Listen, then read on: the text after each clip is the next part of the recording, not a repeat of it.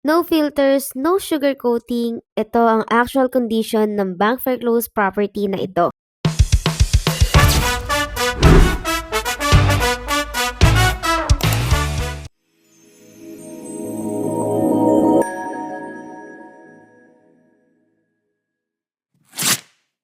Hi everyone, I'm Laika A and welcome back to my page. Today, ipapakita ko sa inyo yung actual condition ng isang bank foreclosed property para magkaroon kayo ng mas malinaw na idea bago kayo mag-decide bumili. So, ang property na ito ay located dito sa Brighton Phase 2 ng Lancaster, New City, Barangay Pasong Camachile, General Trias, Cavite. It has a 92 square meter lot area and a 72 square meter floor area with 4 bedrooms, 2 toilet and bath, service area, and a provision for car parking. Tara, simulan na natin ang house tour.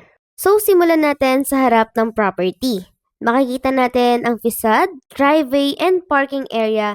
And syempre, meron na rin tayong daan dito papunta sa ating service area. Isa ito sa unang tinitignan ng mga buyers dahil dito nagsisimula ang overall impression ng property. So pagpasok nga sa ating property, ang bubungad sa atin ay ang living area. So you can see malawak pa yung space dito and maganda rin itong i-customize depende sa design na gusto na magiging owner. And ang maganda pa sa property na to, kung may mga kasama kayo na elderly, ay meron na rin tayong kwarto dito sa baba. And ang katabi nito ay yung common CR natin. Nga pala, disclaimer lang na meron tayong caretaker para sa property na to pero hindi naman natin sila magiging problem upon turnover. So ito yung katabing toilet and bath dito sa ating kwarto sa baba.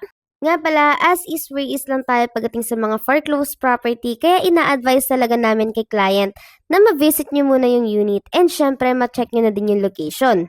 So ngayon, akyatin naman natin yung second floor. Pero as you can see, sobrang ayos pa ng property na to compared sa ibang foreclosed property. And kung may mga kailangan man i-repair, ay minimal na lang din. Nga pala, wala na tayong bidding for this property and ang maganda pa dito ay hindi na rin natin kailangan ng reservation. So para naman sa ating second floor, as you can see, nandito yung ating tatlong kwarto and meron na rin tayong isang toilet and bath. So yung toilet and bath natin ay meron din tayong pinto papunta sa ating master's bedroom. Ito, ipapakita ko siya sa inyo. So, as you can see, ito yung ating master's bedroom.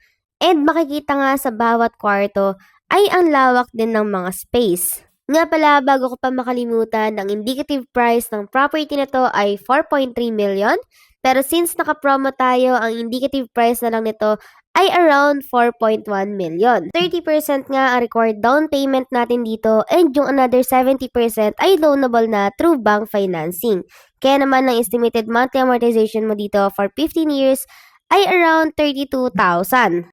And para ma-avail itong property na to, ang kailangan mo lang gawin ay mag-submit ng full requirements. Kaya naman, if interested ka for this property, ay mag-message ka lang sa amin via Viber or WhatsApp. Dito yan sa 0995-143-9028 or 0976-042-9241 para makapag-schedule tayo ng tripping nyo and masandan ko na rin kayo ng sample computation.